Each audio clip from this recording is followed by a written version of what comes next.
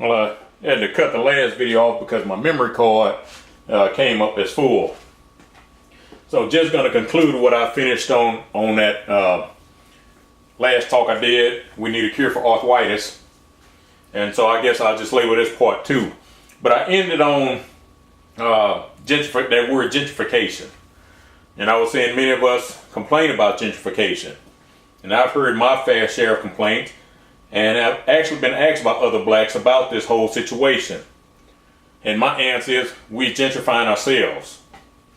A guy I know said as blacks, we always have a problem putting our money where our mouth is. And many of us will complain about gentrification, but have never thought about going back to the hood to live.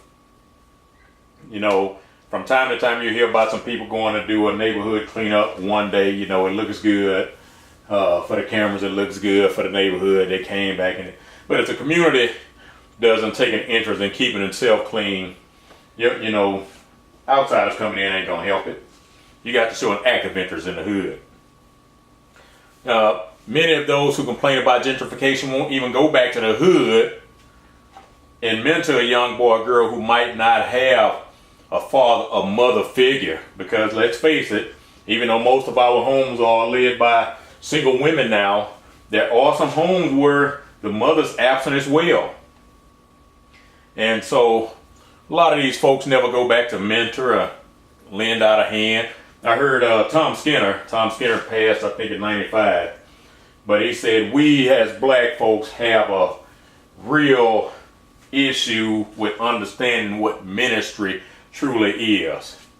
He said ministry is going to a mother who might be dealing with some situations, 4 or 5 kids, and telling that mother, why don't you go have yourself a nice dinner on your own and let me just watch your kids for you for a few hours while you take a break.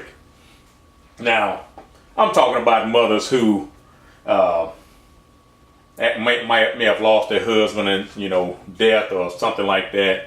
I'm not talking about these mothers that just go out there and freewheel with a whole bunch of different daddies. I'm not talking about them.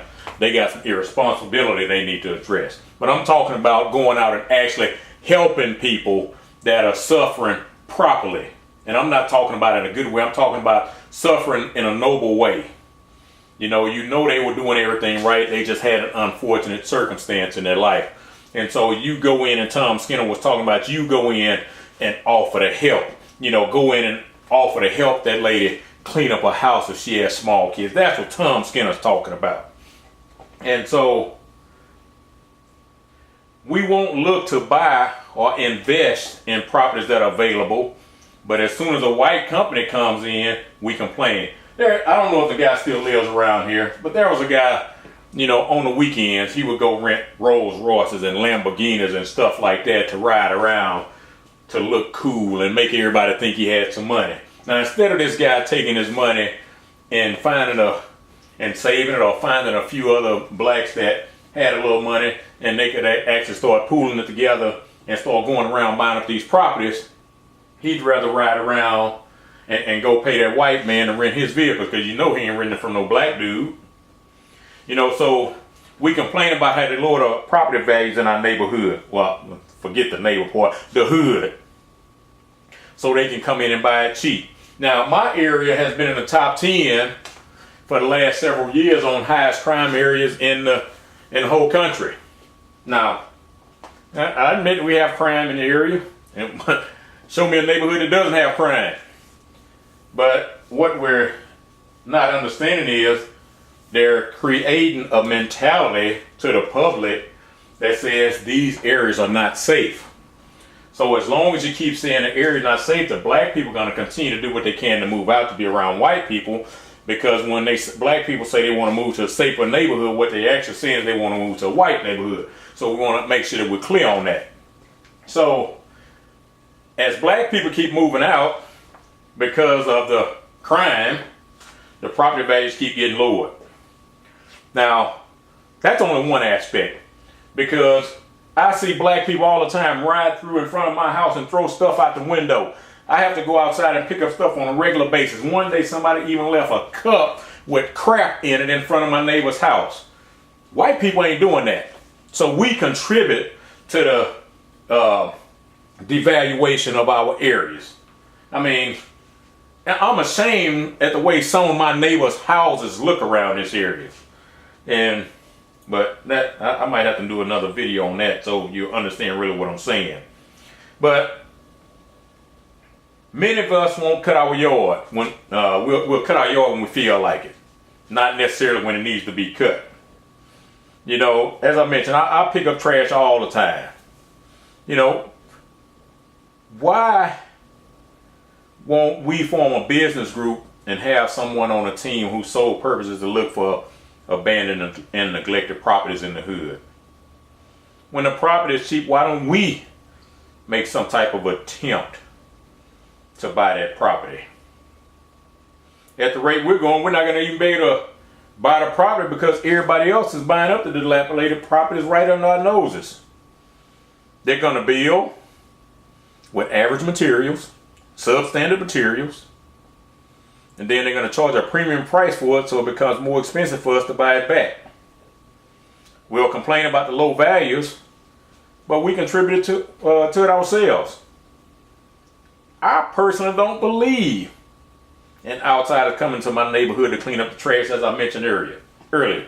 I'm not going to go to another community and help them clean it up, because until you change your mentality, the situation ain't going to change. So I'm not coming to your neighborhood to help you clean it up. I don't care what you say. If the people in the neighborhood ain't the ones cleaning it up, it's going to end up the same way it was. Until people have a truly vested interest, any attempt to improve anything is going to be short-lived. Don't tell me you pro-black and you don't live around black folks. Don't tell me you're concerned about black America when you ran away from them as soon as your finances allowed you to do so. Don't tell me you're a Democrat and you moved to a neighborhood where your representatives are Republicans. You're double-minded. And the book says a double-minded man is unstable in everything he does. Everything. We have for years complained about the white man, but we do everything in our power to be like him. I have to mention again, Proverbs 3:31 says, don't envy your oppressor, and don't do the things he does. You know, Donald Warden, who was an attorney, he actually changed his name to Khalid Abdullah Tariq al-Mansur later. You know, had this to say, and Donald Warden, you know, he was doing a lot of teaching and talking during that civil rights era. And Donald Warden had this to say. He said, I believe in my own people. We have the intelligence. We can find the drive only through our own heritage, with a pride in our own culture, not by imitating the white man. And this is what Stokely Carmichael had to say about those clamoring to be just like their oppressors. Integration today means the man who speaks to the problem of blackness in a despicable way. I mean, I'm sorry, I had to write it down and I messed up. But let me start over. Integration today means the man who makes it, leaving his black brothers behind in the ghetto as fast as his new sports car will take him. Integration, moreover, speaks to the problem of blackness in a despicable way. As a goal, it has been based on complete acceptance of the fact that in order to have a decent house or education, blacks must move into a white neighborhood or send their children to a white school. This reinforces among both black and white the idea that white is automatically better and black is by definition inferior. And that was in a speech titled, What We Want.